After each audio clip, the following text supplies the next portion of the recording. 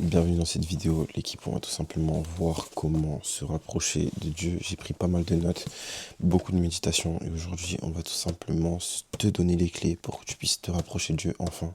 Parce que peut-être que dans ta relation avec Dieu ça va pas, peut-être qu'en ce moment c'est compliqué, mais sache une chose, Dieu t'attend et il a besoin que tu sois proche de lui.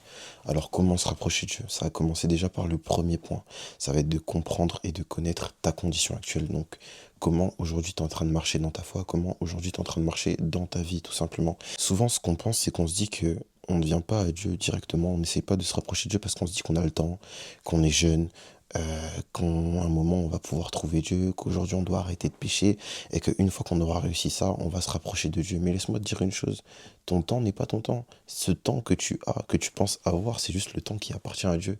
Et c'est Dieu qui te donne ce temps-là. Parce que la Bible va dire que Dieu est le maître des temps et des circonstances.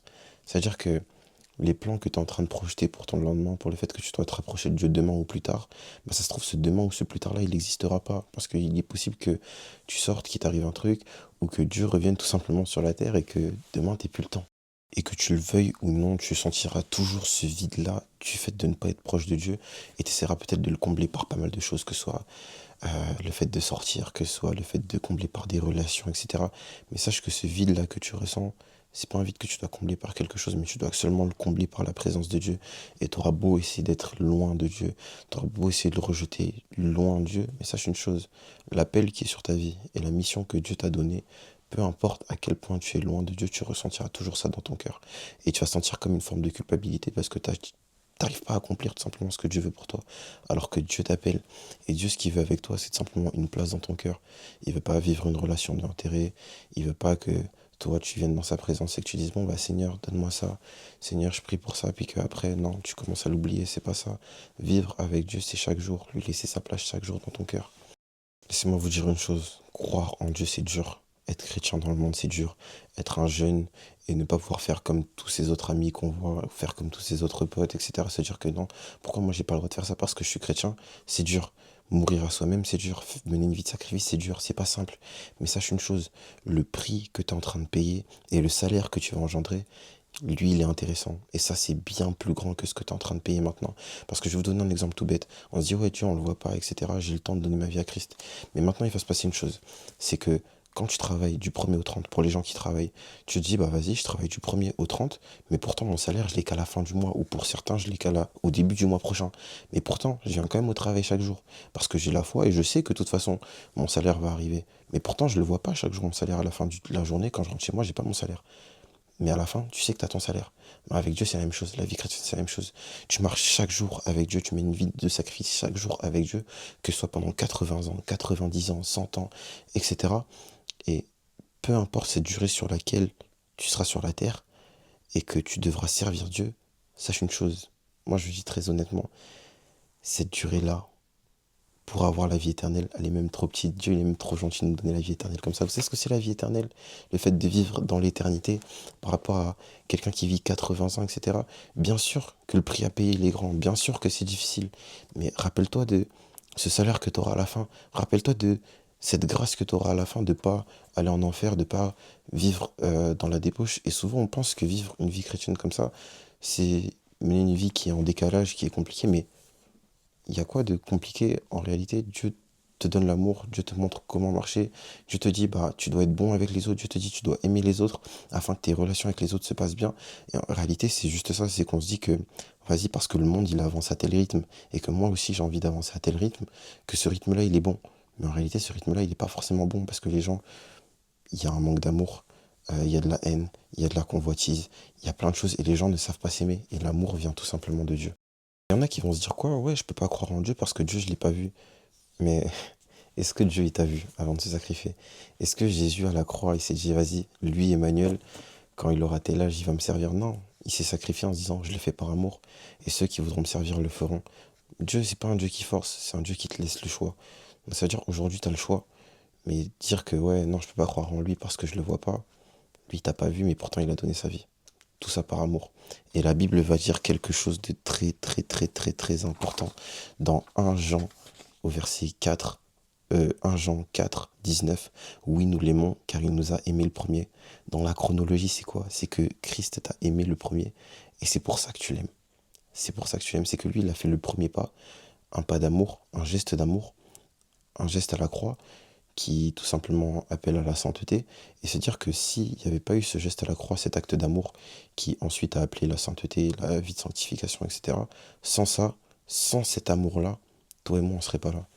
Toi et moi, on ne mènerait pas la vie qu'on est en train de mener. Toi et moi, on ne connaîtrait pas l'amour. Moi, je ne serais pas là à vous parler. Je ne sais pas quelle vie je mènerais, mais je ne mènerais pas en tout cas une vie d'amour. Parce que vivre loin de Christ, vivre loin de l'amour de Christ, c'est tout simplement vivre dans le noir. C'est tout simplement vivre dans une vie qui n'est pas faite pour nous. Parce que Dieu a des plans pour nous et vivre selon nos propres plans, c'est pas ce que Dieu veut pour nous. Maintenant, on va continuer dans le message et on va parler du cœur. Première clé, le cœur. Pourquoi le cœur? Je vais vous dire une chose. Vous savez, ce qui détermine qu'un homme, un être humain est en vie, c'est tout simplement les battements de son cœur, le son qu'émet son cœur et le mouvement qu'émet son cœur. Mais maintenant, spirituellement, je vais vous poser une question. Qu'est-ce qui fait que quelqu'un est vivant spirituellement? C'est tout simplement parce que son cœur brûle pour Dieu. C'est parce que son cœur a un désir pour Dieu. Et maintenant, ce que la Bible va dire dans Psaume 119 au verset 20, « Mon âme est rongée par le désir qui le porte constamment vers tes lois. » On va faire une pause, on va analyser ce verset. Mon âme, donc c'est David qui est en train de parler. Et, le verbe être, mon âme est constamment. Ok. Mon âme est rongée par le désir. Donc ce désir va te conduire à quelque chose.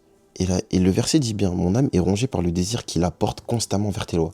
Ça veut dire que à partir du moment où tu as un désir pour Dieu, ce désir-là te conduit à te rapprocher de Dieu, ce désir-là te conduit à aller dans la présence de Dieu. Et quand il dit « mon âme est rongée par le désir d'aller vers tes lois », c'est simplement pour te dire que si ton cœur ne brûle pas pour Dieu, si ton cœur n'a pas de désir pour Dieu, laisse-moi te dire une chose, tu auras beau essayer de prier, tu vas pas réussir. Tu auras beau essayer de jeûner, tu vas pas réussir, parce que ton cœur ne sera pas tourné vers Dieu. Et c'est que quand ton cœur brûlera pour Dieu, que ton cœur ira vers les lois de Dieu, que ton cœur permettra de retenir les commandements de Dieu, que ton cœur pourra jeûner, que ton cœur pourra se dire « Ah ouais, il faut que je passe du temps dans la présence de Dieu, il faut que je passe du temps à prier. » Mais sans ce feu-là, il n'y a rien qui va se passer. Sans ce feu-là, sans ce désir-là, tu ne peux pas manifester ces choses-là. Parce que ton cœur, faut qu'il soit en feu. C'est ça, quelqu'un qui est vivant spirituellement. Maintenant, vous allez me dire, ok, mais j'ai envie de me rapprocher de Dieu. Comment je fais pour avoir ce feu? Comment je fais pour désirer ce feu? On va aller se pencher sur la Bible, toujours s'appuyer sur la parole. Luc 12, au verset 49. La Bible va dire quoi? Je suis venu jeter un feu sur la terre. Et qu'ai-je à désirer s'il est déjà allumé? Waouh. Ok, on retrouve la notion de feu et de désir, comme justement dans le verset d'avant qu'on a vu. Maintenant, Apocalypse 3, au verset 20. Voici, je me tiens à la porte et je frappe. Si quelqu'un entend ma voix et ouvre la porte, j'entrerai chez lui et je souperai avec lui. Ok, on va faire une seconde analyse. Ce qui va se passer, c'est que là, dans Apocalypse, la Bible va dire, voici, je me tiens. Donc ça veut dire qu'il y a il y a une présence. Il y a un fait que Dieu se tient là, quelque part. Dieu t'attend. Dieu est posté là, quelque part. Et il va dire quoi? Je me tiens à la porte et je frappe. Ça veut dire que Dieu, il se poste et en plus, il va faire une action, c'est de frapper. Et il va dire quoi? Si quelqu'un entend, donc le si là, vient apporter une condition, le fait d'entendre. Mais maintenant, laisse-moi te dire, si dans ta vie, tu as des choses qui prennent la place de Dieu, si dans ton cœur, il y a des choses qui ont pris la place de Dieu, si ton cœur bat pour certaines choses, si ton cœur brûle pour d'autres choses, le truc qui va se passer, c'est que tu ne pourras pas entendre. Tu ne pourras pas entendre l'appel de Dieu. Tu ne pourras pas entendre l'amour de Dieu. Tu ne pourras pas savoir qu'il y a un Dieu qui t'aime. Et tu pourras beau essayer de toutes les manières de dire j'ai envie de me rapprocher de Dieu. Mais Dieu ne va pas forcer la place dans ton cœur. S'il n'y a pas de place, Dieu il dit bien, je me tiens à la porte, je toque. Et si quelqu'un m'ouvre, j'entrerai et je souperai avec lui. Et ce qui va se passer, c'est que quoi? C'est qu'à partir du moment où tu laisses Dieu la place dans ton cœur et que tu laisses Dieu entrer dans ton cœur, il prend une place d'intime dans ton cœur. Parce qu'il va faire quoi? Il va souper avec toi. Il va manger avec toi. Et tout ça, c'est une métaphore pour te dire que, ok, à partir du moment où tu ouvres ton cœur à Dieu, Dieu entre dans ta vie et Dieu chemine avec toi. Et maintenant, tout simplement, si on prend le verset d'avant, ouais, comment je dois être en feu? Comment je fais pour avoir ce feu pour tourner vers Dieu? Ok. Si maintenant tu laisses Dieu entrer, si Dieu, qui est le feu, tu le laisses rentrer dans ton cœur va automatiquement brûler pour lui. Parce qu'il aura sa place dans ton cœur. Et s'il a sa place dans ton cœur, c'est lui qui jette ce feu-là sur la terre. Mais si tu reçois celui qui jette le feu, est-ce que toi tu seras pas en feu? On va aller tout simplement plus en profondeur. On va prendre la Bible dans Luc 9 au verset 18. Du verset 18 au verset 21. La Bible va dire quoi? Un jour, Jésus priait à l'écart et ses disciples étaient avec lui. Ok. Donc là, Jésus était en train de prier, il y avait ses disciples tout simplement avec lui. Il leur posa cette question. Qui suis-je d'après les foules? Qui suis-je d'après les foules? Ils répondirent d'après les uns Jean-Baptiste, d'après certains Élie, d'après d'autres, un des prophètes d'autrefois qui est ressuscité. Ok, donc là ce qui va se passer dans le contexte, c'est que Jésus il est en train de prier avec ses disciples et qui va leur demander, ok, donc parmi les foules, parmi ce que disent les gens, pour eux qui suis-je? Quelle est mon identité face à eux? Qu'est-ce qu'ils pensent de moi? Qu'est-ce qu'ils ont l'impression que je suis? Et qu'est-ce qu'ils pensent que finalement, qui je suis, tout simplement? Ok, on va aller au verset 19, on va aller au verset 20. Et d'après vous, donc Jésus maintenant s'interroge aux disciples et il dit, d'après vous, qui suis-je? Et d'après vous, qui suis-je? Leur demanda-t-il. Pierre répondit, le Messie de Dieu.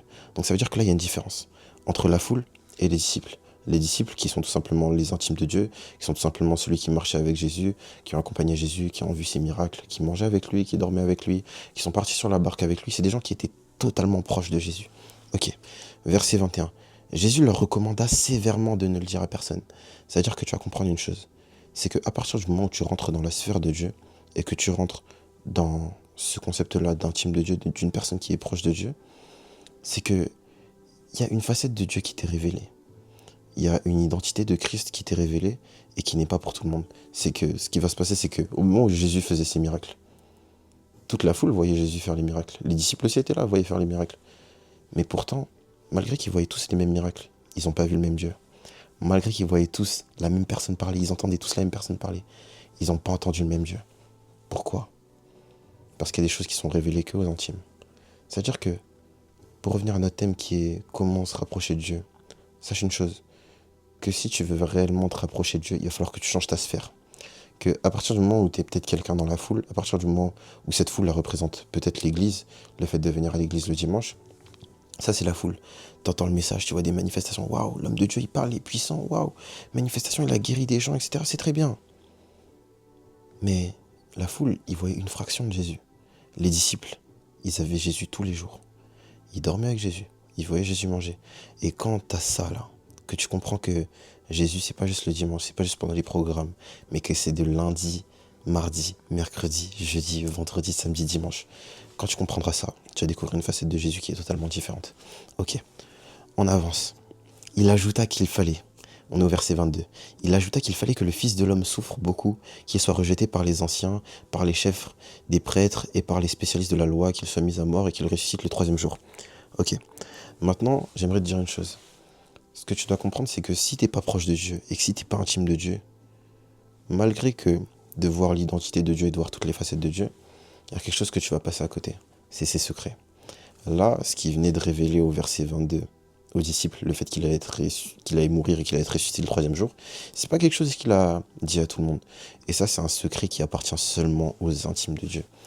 À partir du moment où tu rentreras dans cette sphère-là, dans cette dimension d'intime, il y a des choses qui te seront révélées. Déjà, pour les plans de Dieu. Et deuxièmement, tu comprendras ta mission. Quelle est ta mission en Jésus-Christ? Et c'est ça que Dieu veut pour toi. C'est que nous, en tant que chrétiens, qui veut dire petit Christ, donc appelé à être le reflet de Christ, c'est que nous aussi on puisse accomplir notre mission. Parce que Christ, quand lui il est parti, il va dire à la croix, tout est accompli. Mais nous maintenant, en tant que chrétiens, on fait notre marche, et à bien un moment aussi on va dire tout est accompli. Mais si maintenant tu es un chrétien qui sait même pas dans quelle direction aller parce que tu sais pas les plans de Dieu pour ta propre vie, tu es un chrétien qui va te perdre. Tu vas pas savoir où marcher, tu vas dire bah j'ai l'impression de tâtonner dans ma relation avec Dieu, j'ai l'impression de tâtonner dans ma foi. Et c'est pour ça qu'il y a beaucoup de pertes de foi. C'est parce que beaucoup d'entre nous chrétiens, on ne sait pas là où on doit aller. On ne sait pas quel est notre appel, on ne sait pas quelle est notre mission et on ne sait pas ce que Dieu veut pour nous. Donc ça veut dire maintenant cherche Dieu.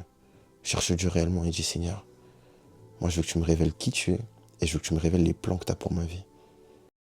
Parce que la première mission de tout chrétien, c'est d'être le reflet de Christ, mais il y a aussi une mission que Jésus nous laisse dans Matthieu, au verset 28, qui va dire « Allez et faites de toutes les nations mes disciples. Allez et faites. » Ça veut dire que tu dois aller. Tu dois aller quelque part et faire. C'est deux verbes, deux actions. Ça veut dire que être chrétien, c'est bien. Mais un chrétien qui fait rien, un chrétien qui ne manifeste rien, c'est un chrétien qui est incomplet. C'est un chrétien qui n'est pas totalement complet. Et un chrétien qui est incomplet, c'est un chrétien qui lui manque quelque chose, qui lui manque ce feu-là. Le feu de Dieu. Le feu de Dieu. Et c'est ça que tu as besoin pour accomplir des choses, pour faire des nations des disciples. Parce que tu es peut-être parti dans des endroits, tu as dit, ouais, je suis chrétien. Ouais, et puis, tu es chrétien et puis. Mais ce que Dieu veut, c'est que quand tu pars dans un lieu en tant que chrétien, que tu sois cette lumière-là qui vienne éclairer les ténèbres. Que quand, en tant que chrétien, tu pars à un endroit, qu'on voit que tu es chrétien parce qu'il y a une distinction avec toi. Pas forcément parce que tu parles bizarrement, non. Pas forcément parce que tu pries d'une autre... Non, c'est pas ça. C'est que, en tant que chrétien, il y a un regard différent et un regard particulier que Dieu a sur toi qui fait que le fait d'être chrétien, ça engendre forcément un mouvement. Ça engendre forcément quelque chose. La Bible va dire, on voit un arbre aux fruits qu'il porte. Mais si maintenant, on est juste un arbre et qu'on porte pas de fruits, est-ce qu'on est totalement chrétien? C'est ça la question. Est-ce qu'on n'est pas un chrétien qui ne réalise pas totalement la fonction qui lui a été donnée? C'est ça la question. Et beaucoup, en regardant cette vidéo, vont me dire, ouais, mais en vrai, la vie chrétienne, c'est dur, j'arrive pas à arrêter tel péché, j'arrive pas à prier longtemps, j'arrive pas à tout cela. T'as une chance, t'as une grâce, c'est que tu sais pourquoi tu souffres. 1 Pierre 3. Si vraiment vous participez aux souffrances du Christ, soyez heureux. Alors quand vous verrez sa gloire, vous serez heureux et plein de joie. Mais il souffre parce qu'on est chrétien. On souffre parce qu'on est chrétien. Et qu'on doit plutôt remercier Dieu parce qu'on est chrétien. Tout simplement parce que ce que Dieu fait, c'est que il nous dit, ok, vous avez reçu une puissance, vous avez reçu Christ dans votre vie, maintenant vous avez des missions à faire, etc. Et que, à cause de moi, à cause de mon nom, vous serez persécutés. Ça veut dire que il t'envoie en mission, il te donne les armes, il te donne ton feu, il te donne les dons spirituels, il te donne la grâce, il te donne le zèle, etc. Peu importe. Mais il te dit aussi les caractéristiques de la mission, que durant cette mission, tu seras persécuté. Durant cette mission, tu seras pris pour un fou. Durant cette mission, tu seras moqué. Et quand tu as toutes ces informations-là, c'est simplement pourquoi. Là, tout ce que je vous ai dit, c'est sur base de la parole de Dieu. Et c'est simplement pourquoi je vous dis ça. C'est parce que quand tu te bases sur la parole de Dieu, c'est tout simplement le livre qui te permet de voir toutes les facettes de Dieu, qui te permet de voir le fonctionnement de Dieu. Et quand tu vois ce fonctionnement-là, ça te permet de te dire que, ah ouais, dans ma vie en ce moment, c'est compliqué. Mais en fait, c'est normal. Je suis chrétien. Si tout était simple, si j'avais aucun problème, je devrais me poser la question peut-être que, en fait, je suis dans le monde et que les choses du monde m'appartiennent. Donc, finalement, la vie est très simple. Être chrétien, ça veut pas dire forcément tout le temps souffrir, que ça veut dire tout le temps être compliqué. Mais ça veut dire que toi, parce que tu es chrétien et que tu détiens une lumière, le monde voudra te combattre. Et parce que tu es chrétien et que tu détiens une lumière, le monde voudra te faire passer pour un fou. Juste parce que tu es chrétien. Ouais, ouais. Juste parce que tu es chrétien. Et je vais vous dire la vérité. C'est bien plus facile de supporter une souffrance qu'on connaît que de supporter une souffrance qu'on connaît pas. Parce que malgré tout, quand tu connais tous les détails de la souffrance que je dois engendrer, tu sais que au moins, vas-y, j'ai ça à engendrer. Et c'est ça qui est plus acceptable. C'est-à-dire que c'est pour ça que la parole de Dieu, elle n'est pas négligeable. La parole de Dieu, c'est pas une option. C'est pas pour faire joli, pour dire, ouais, j'ai lu ma Bible, etc. J'ai fait plaisir à Dieu. Dieu, c'est pas lire la Bible qui lui fait plaisir. C'est que tu désires le connaître. C'est que tu désires plus de lui. C'est que tu désires connaître ses secrets. C'est que tu désires connaître ses plans pour ta vie. C'est ça qui fait plaisir à Dieu. C'est pas être un chrétien charnel qui juste lit la Bible, qui ouvre sa Bible, qui lit un verset, un chapitre, 2 versets, 3 chapitres, 10 chapitres. C'est bien de beaucoup lire. Mais si tu lis sans désirer une révélation, si tu lis sans vouloir en connaître plus de Dieu, tu vas passer à côté de pas mal de choses. Je vous dis la vérité. Moi, j'ai longtemps lu la Bible comme ça. Je me disais, ah, j'ai presque lu toute ma Bible et tout, c'est bien, c'est bien, c'est bien. Mais malgré que j'avais lu toute ma Bible, j'avais pas compris la profondeur de Dieu. Malgré que j'avais lu toute ma Bible, j'avais pas compris qui était ce Dieu-là. Et quelle était la puissance que ce Dieu-là m'avait donnée. Et quand tu comprends ça, il y a beaucoup de choses qui changent. Je vous le dis. Hein. Tu passes à un autre niveau spirituel. Parce que tu désires le connaître. Tu désires aspirer à être comme lui. Et que seulement quand tu lis cette Bible-là, qui est Dieu, parce que la Bible va dire dans 1 Jean 1, au verset 1, au commencement était la parole était avec Dieu, et la parole était Dieu. Ça veut dire que Dieu était parole. Et si tu lis cette parole, tu lis Dieu. Si tu lis cette parole, tu connais Dieu. C'est-à-dire, ah, le choix, il est vite fait. Hein. Et notre thème qui est se rapprocher de Dieu. Se rapprocher de Dieu, c'est simplement savoir que Dieu est notre Père, qu'on doit être ses enfants, qu'on est enfant de Dieu. Que si on est enfant de Dieu, on ne peut pas se dire enfant de Dieu sans connaître notre Père. C'est-à-dire, on doit creuser, on doit savoir, bon, Dieu, il fonctionne comme ça. Ouais, si je fais ça, Dieu, il va pas aimer, tu vois pas. C'est comme avec tes parents, en vrai. C'est connaître les anecdotes de tes parents, c'est savoir comment ils réagiraient, savoir que, vas-y, si je demande à mon père ou à ma mère de telle manière, il va me dire non. Mais si je demande comme ça, vous savez déjà, si je demande comme ça, il y a peut-être un monde où il dit oui. C'est ça. Et là, je te demande pas que dans le sens de demander à Dieu. Je te dis juste que connaître son fonctionnement. Et quand tu connais son fonctionnement, tu éviteras beaucoup d'erreurs, beaucoup de déceptions, beaucoup de mauvaises choses. Simplement parce que tu te diras, bah, vas-y, je connais Dieu, je sais que Dieu, il va pas aimer que je fasse ça. J'ai une relation avec Dieu, alors que, vas-y, avant de poser tel acte, avant de poser telle action, je vais peut-être demander à Dieu. Ouais, c'est ça. J'espère que cette vidéo vous aura aidé. Petite vidéo, j'espère que vous aimez les vidéos comme ça, parce qu'il y en aura beaucoup plus, de plus en plus souvent, je pense. On va essayer vraiment de se plonger dans les profondeurs de Dieu, de chercher de plus de lui. Et si je peux amener ça à travers mes vidéos, si ça peut aider des gens, que toute la gloire revienne à Dieu. Moi, je ne suis personne. Je ne suis que son simple instrument, que celui qui est inspiré par son esprit. Le reste, toute la gloire lui revienne. Donc voilà, prenez tout simplement soin de vous, cherchez Dieu, faites-le avec un cœur sincère. Pas pour faire plaisir, pas pour se dire j'ai lu ma Bible, pas pour dire j'ai prié parce qu'il faut prier. Prie et désire quelque chose, prie et désire un changement. Ça fait un moment que t'es chrétien mais rien qui change. C'est pas pour te jeter la pierre, c'est ni pour te faire culpabiliser. C'est juste pour te dire que y a peut-être quelque chose qu'il faut changer, il y a peut-être quelque chose qu'il faut aller chercher plus, il faut aller plus en profondeur, il faut désirer encore plus. Et peut-être changer ta manière de prier, peut-être changer ta manière de voir Dieu. Peut-être que tu vois trop Dieu, comme une divinité, comme une religion, mais vois Dieu comme un père. Voilà, essaie de découvrir comme ça. Sur ce, prenez soin de vous. C'était votre frère Emmanuel. À dans une prochaine vidéo. Que toute la gloire revienne à Dieu. Bisous.